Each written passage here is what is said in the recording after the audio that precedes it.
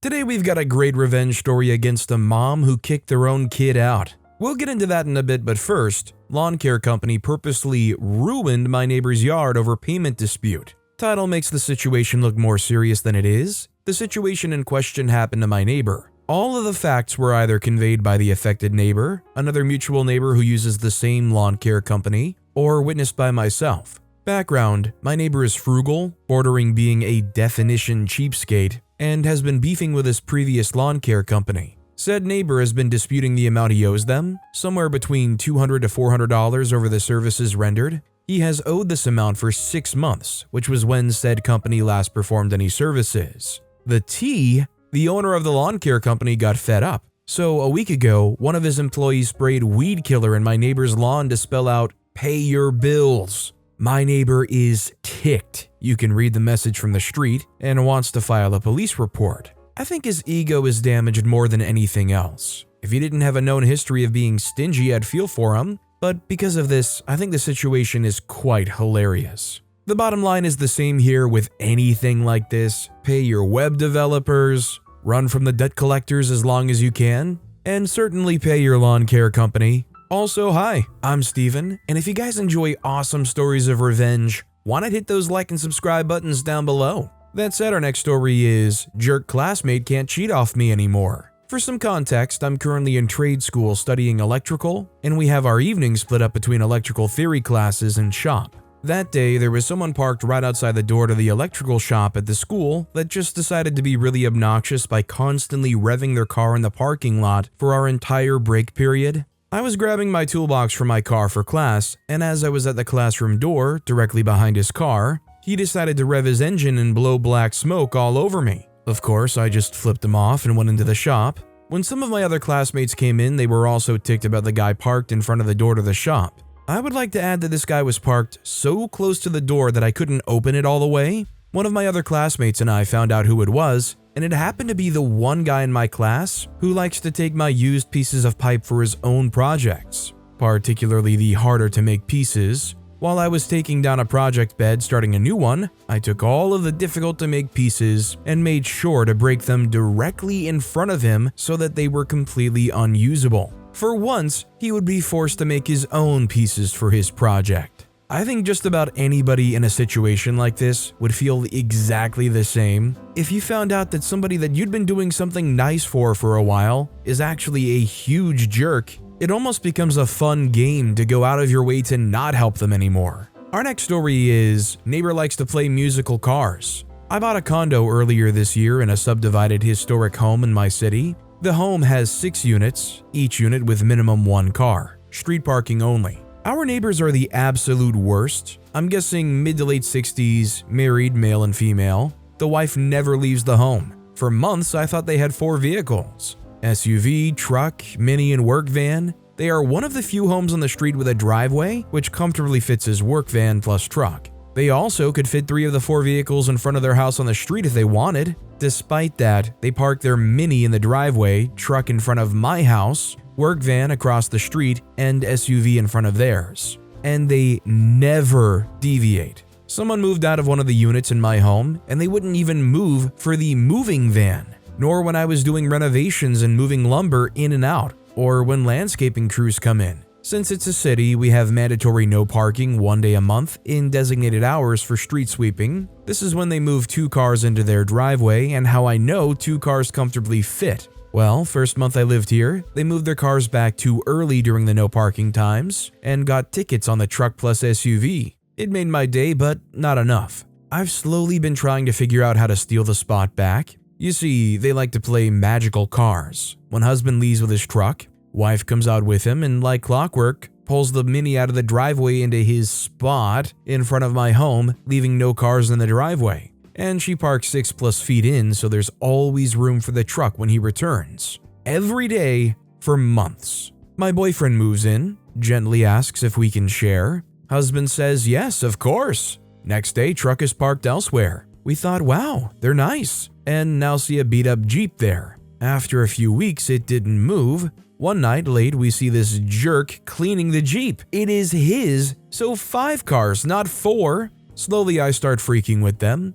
I learn the city parking codes. report the Jeep as an abandoned vehicle and got it towed, mail them an anonymous package of horse crap with a note calling them as crappy as this package. Everything legal, but still scheming how to steal the spot back we are to share in front of my home. It's been 10 months, edited from 7 because I can't math, and no one has parked there but the truck or Mini to hold his spot. I watch them every day to find time to steal the spot back, but they always beat me to it. But today was the day. No parking for street sweeping. An hour before the ban ends, I say freak it. Walk across the street where I was parked and move my car. Like clockwork, I see the husband come out who was clearly watching me. As I open my car, I see him unlocking the Mini so he can beat me. I race to turn my car on and pull into the spot, beating the freaker to it. I'm in my car, shaking with excitement, and the jerk starts taking pictures of my car. I get out and ask why. Apparently I'm in violation of the code. He studied too, of having to park more than 3 feet from the driveway, his. I walk over, step with my feet, and count. Not good enough for him. I tell him to get a tape measure and he's like, nah, I'll just report you like you did me 3 times. I did once, so this tells you how much the entire neighborhood hates them. I walk myself inside, grab a tape measure, lay on the bare pavement, measure 3 feet and mark it on the sidewalk. Ask him again if that's good enough and say, so much for sharing, huh? He says, this is all public parking, so good luck. You can't park here forever. Bet. I work from home, bench, and my boyfriend does too. You don't know, Petty, you self-entitled boomer. Now it's your turn to watch musical cars in action from the pettiest millennials around. I would not put it past them to watch eagerly for the moment OP and their partner goes out there, just for them to hop in their own car and like cramp OP as they're trying to even pull out. Honestly, I thought OP was just gonna have like a old-fashioned stakeout operation where they camp out and watch them right as they leave so they can just pull up with their running car and pop in last second.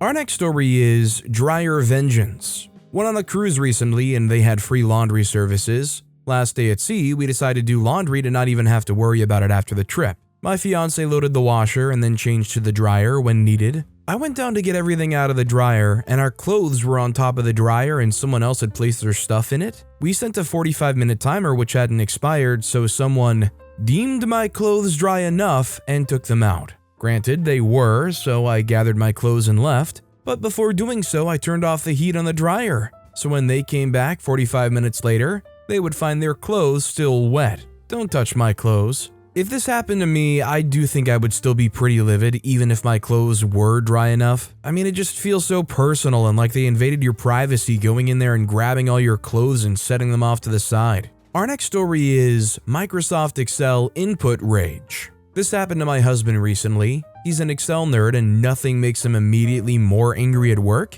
than when someone sends him a 20,000 plus line spreadsheet with inconsistent data entries. Like if a column of what items cost contains some cells with commas, some words like /year, etc. He kept asking this other team to please keep consistent formatting so his formulas stopped breaking. They didn't care, and after about 2 months of him going back in to manually fix the data inputs, he had enough. He processed a spreadsheet without any corrections, and of course the data was all over the place and messed up, but he didn't say anything. Later on in the week, they used that spreadsheet to give a presentation to the big bosses, and one of them called them out on the missing data. When they asked my husband why he sent them a bad spreadsheet, he replied, I kept warning you about the data formatting, but I can no longer do both your job and mine. I think this highlights the importance of not allowing yourself to fall into the trap of doing the little things for other people, when other people should be expected to do those little things for themselves to begin with. I feel like it's a trait that I especially can find myself potentially falling into,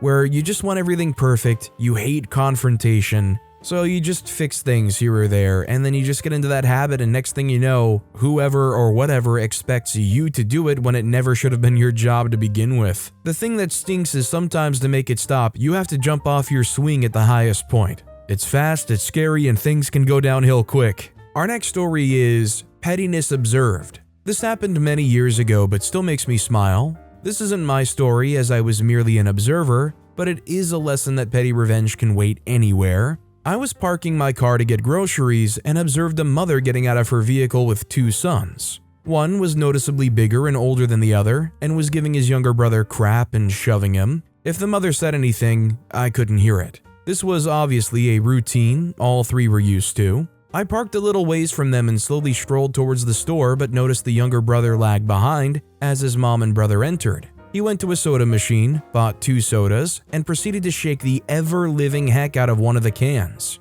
Being a younger sibling myself, I knew I had to see what was coming and quickened my steps. Sure enough, I managed to just get into the produce area in time to see the big brother open the can and an absolute geyser of cola spray in a very impressive fountain. A lot of power went into that shaking, and as a result, the floor, humans, watermelons, squash, and other assorted produce were covered in a fine spray. The mother stood there aghast, speechless. Someone from the store rushed up, and soon the mother was yelling at the elder sibling, and our revenger stood by with the air of absolute innocence. It is my headcanon that the older brother had a history of shaking drinks for fun, and that's why the younger one could get away with it. I watched for a minute, and then went about my shopping. 100% this is something you see and you laugh and you chuckle to yourself, and then probably no longer than a minute goes by before you go, "Thank God that's not my problem," and you speed walk in the other direction.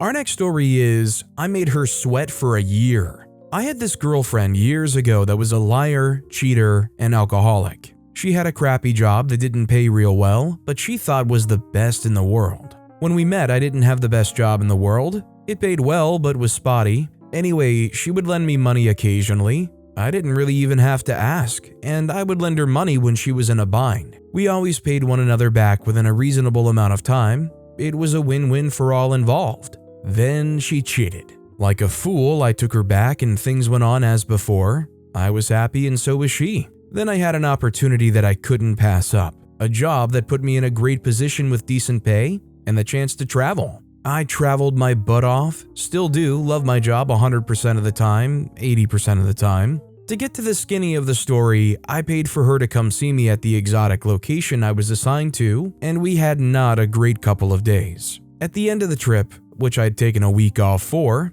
she asked if I could spot her some money, $100, which I gladly gave her. She said she would give it right back. No skin off my back, I trusted her. I trusted her too much. I found out she had moved in some other guy to her house that was a complete lunatic, her son told me. Just to nip this in the bud, she had 3 weeks vacation at the time and didn't lose a penny from coming to see me. Needless to say, she didn't pay me right back. It was the first time that I actually had to ask her to repay me. After a couple of weeks, I called to see when I'm getting my money. She balks for a couple months and finally sends me a check. I'm a petty idiot, texted for that whole time. I get the check. She was always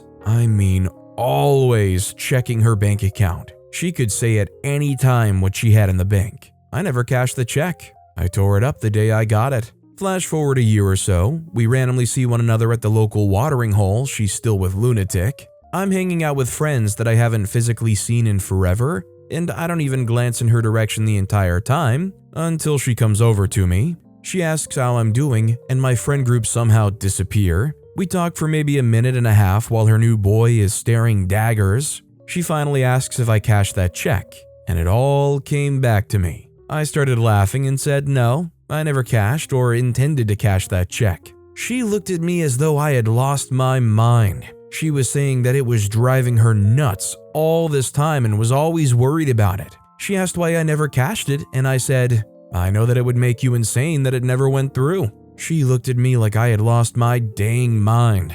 She said that it drove her crazy not seeing that check go through. I said her boyfriend wanted her back and to get the heck away from me. Best hundy I ever spent. Not gonna lie, personally, I would prefer the $100, but I'm probably not in the same financial position as OP is, or was, or is. To be fair, if you're traveling a lot for your job, especially to places you would call exotic, you probably do get paid a nice bit of change. Our next story is, you want to scream during dinner? Sarah Mclachlan will kill your buzz. My girlfriend and I usually visit Buffalo Wild Wings. They offer good deals and occasionally have cheap drinks. Tonight was no exception. When we arrived, everything seemed normal. It was pretty quiet as there was no football game, but the bar top was full, and there were a couple of tables occupied. However, there was a group of 9 people at a table. They started playing a lot of Mexican music on the jukebox, BMI, which isn't unusual around here and is usually enjoyable even though we don't know the lyrics.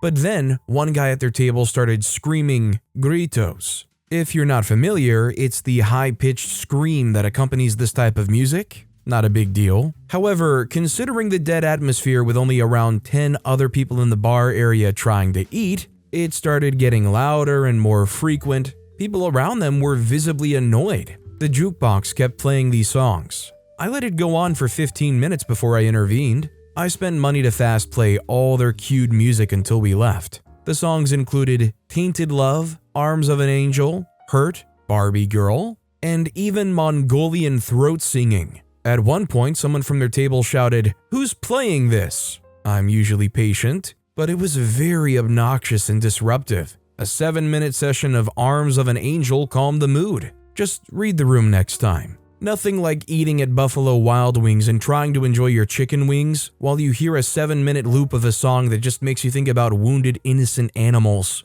Our next story is, my mom kicked me out? Have fun throwing out your pillow. So my 18-year-old female, mother, 50-something female, kicked me out today because I wouldn't let her financially take advantage of me. She told me to get out and take nothing with me, then she left. I'm really fortunate that one of my friends lives in the same building as me, so we were able to take everything I owned in about 3 hours. I've been seeing this coming for a while, so most of my things were already packed away. Now, a little context for my friend. She, bless her heart, has the worst body odor I've ever smelled. It's bad. Like, never completely come out of fabric bad. And for the past 3 hours, we've been running up and down 2 flights of stairs carrying heavy boxes. So as we sit on the couch, resting and taking the place in before we never return, I allow myself one petty thought. I grab my mother's pillow and I hand it to my friend. She understands the assignment. The pillow goes under her armpits, her back, her chest, anywhere it can soak up 3 hours worth of sweat. That pillow sees heck. We put the pillow back in its place and leave. Now, I don't know if she actually meant for me to leave or not, but when she gets home and sees my room empty, I hope she regrets chasing away the last person who cared for her. And when she gets in bed and lays her head down on her pillow, I hope she cries. Edit, I'm not sure why it won't let me post the update separately, so I'll just put it here. Hi, so this was my first time posting on Reddit and I'm surprised at how much attention this got. Thank you so much for your kind words and advice. Reading the comments have kept my mind off of things and a few gave me a good laugh. So thank you, really. I was really shaken when I made the first post, and I left out a lot of details because I just wanted to share a funny moment. But I've been getting a lot of questions and I can't sleep, so I wanted to answer a few of them. The most asked one is, of course, what do you mean by taking advantage of you financially? First of all, no, she didn't ask me to pay rent. I would kill to just pay rent and know my living situation will be secure. I'm not sure where to start that would give enough context, but I'll start by saying that my mother is a narcissist. She is a miserable woman that everyone who has ever known her has hated. She is a leech that has only ever known how to take from others. She's been addicted to gambling since before I was born, and she certainly hasn't stopped now. Anyways, I'll get into the main story. Please keep in mind that my knowledge is very limited. Most of it came from her, and she is the least honest person I know. I don't understand much of this to begin with. So, about a year or two ago, my great-grandmother passed away and left her house to my mother. The house is in a gated community/trailer park with a horrible board, HOA, something like that. I'm not sure exactly what it is. My mother explained it to me as a club, and to live there, you need to qualify to join it. To qualify, you need to own a trailer, a truck to pull it, and go on a few camping trips with them. My great-grandparents promised that we wouldn't have to do anything, but the club demands that we go through the process to qualify to live there. Our living situation isn't awful, but it's stressful to maintain. My mother found some guy to drain of his money and they've been fighting over rent every month. I'm not told much, but I saw a paper that said we owe a lot. I truly don't know why we didn't move down to the house to live basically rent-free. She said it was so I could finish high school with my friends, but I don't believe her. She didn't want to move there, but she didn't want to sell it either. She claimed that it was both because of sentimentality and because she knew she would gamble all the money away the moment it hit her bank account. I know my great-grandmother's death was hard on her and her grief made her spend more nights at the casino, I would almost feel sorry for her if she didn't make her 16-year-old daughter comfort her at her grandmother's deathbed. So once she burned away any money she inherited, she pawned off the trailer and I assume the truck too, but I never heard much of it. She pawned anything valuable she could find. She would often ask me for money to keep from losing them forever. She'd often just ask me for my money for any reason. Once she realized that she couldn't just win back enough money to get the trailer back, she started begging me for the money. Not me, begging me to ask my dad for money. They've been separated since I was about 11 and haven't spoken a word to each other since. The night before my 18th birthday, she told me that I needed to get money from him or she would lose the trailer and then we would lose the house. I already felt bad enough receiving any money from him, but asking him for thousands of dollars? For my mother? He would literally never give her anything. And apparently it would just be all my fault that we lost the house. I barely made it 20 minutes before breaking down and leaving school early the next morning, walking 2 hours uphill home. That was about 8 months ago. It's just been a constant stress with her demanding things of me that I just can't do every month or so. Recently, she finally decided to sell the house because she couldn't qualify to live there. She found someone to sell it to, even if it's for a lot less than what it's worth. 5 days ago, I'm just sitting at my desk when she comes into my room and just tells me that she gave my number to her agent and that he's going to call me. She doesn't elaborate until I ask, why? And she just tells me that she's going to put the house in my name and that I'm going to sell it. I am 18. I barely understand half of the things she's told me about what's going on with the house. I really don't care whatever advantage I might get from it. It's too much stress and I have no idea what I would be doing. No one is going to tell me what the consequences of this could be. I won't even understand half of what I'd find online if I tried to look it up. I don't even know what to ask. This is an absurd thing to ask of anyone so inexperienced. Why is she doing this, you ask? She said that because of the taxes she owes, if the money went into her account, it would be used to pay them all off, and she wouldn't get to keep most of the money. You see, I don't really understand it completely, but I've been told that this is tax evasion. My own mother wants to use me for tax evasion. Whatever her reasons and intentions, I don't trust her. I may be missing out on a lot of money, but my loss is none of her business. The consequences of her actions are finally catching up to her, and she's upset that I won't sacrifice myself for her. I've got my whole life ahead of me, and I don't want to start it off any worse than I already am. Anyways, I know that if I have that money, she will never stop asking for it. She'll just do what she already does, but on a larger scale. Ask to borrow money, never pay it back, or pay half of it months later than she said she will,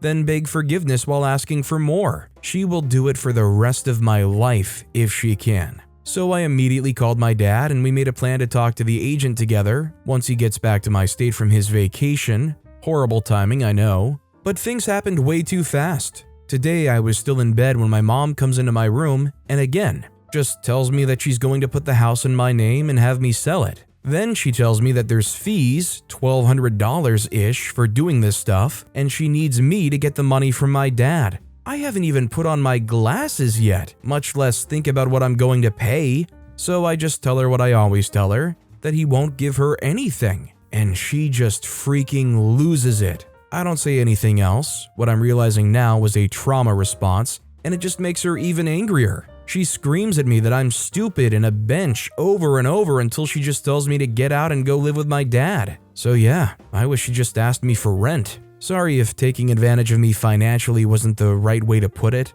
I'm just not sure what else to call it. Second most asked question is, are you okay? I will be. My dad is going to pick me up from my friend's apartment tomorrow. He's going to help me get my life together and make sure I'm successful. It feels weird for once to be thought of without anyone else gaining anything from it. My parents separated when I was about 11 or 12. We tried to make split custody work, but my mom wouldn't stop trying to turn me against him. She made me tell him I didn't want to see him anymore, and I never saw him again until I was 15 or 16. I've been steadily spending more time with him since then. I've also been talking to a therapist for about a year. I'm not alone in this. Has your friend tried X? Your friend might have Y. She, 18-year-old female, I forgot in the first post, oops, said she just had bad genetics and that a lot of her family has the same problem. Her hygiene is fine and most of the time I don't smell anything. It's just that when I texted her for help, She was also in bed and didn't have a chance to shower or put on any deodorant. With the constant labor and stares for such a long time, it was literally the worst case scenario. Did you get all of your important documents? Sadly, no. My mother is a mess, and so are her things. I wouldn't know where to find anything, nor what they even look like. It's just something I'm going to have to deal with later. Freeze your credit! Haha, yeah, I don't have a credit card. I didn't have my own bank account until about 3 months ago when I got my first job. So much has been going on that I never got around to it. I don't have any kind of shared account with my mother, as there would literally be no point. She would just gamble anything I'd put in there. Before, I had a shared one with my dad that he would put money in every once in a while. I'm very fortunate that he's been doing well. Another edit. Gah, thank you for the advice. I'll admit I didn't really know what this was. I'm going to do this, don't worry. How do you not know how old your mother is? Because her birthday is on Christmas and I haven't spent a Christmas with her in about 3 years. We don't celebrate holidays and I wouldn't want to even if she wanted to. I literally forgot, and it's not exactly something you talk about every day. I barely saw her. What with her door dashing to make money all day so she could waste it that night at a casino and all that? What was her reaction to the pillow? Sorry, I'm just as disappointed as you are. I never got a reaction text. Then the question I assume I'll get, OP, you're 18 and you just got your first job? What's wrong with you? You're lazy. Yeah, I have depression and what I thought was anxiety but has recently been diagnosed as CPTSD. A gift from my mother. I haven't been doing okay for as long as I can remember. I barely graduated high school. I definitely wasn't fit to work. I don't even have a driver's license because no one ever taught me how to drive. I was raised to be dependent on my mother. I wasn't even taught to think for myself. I'm just now starting to undo all the damage she's done. Her kicking me out will be the kindest thing she's ever done for me. I'll answer more questions in the comments.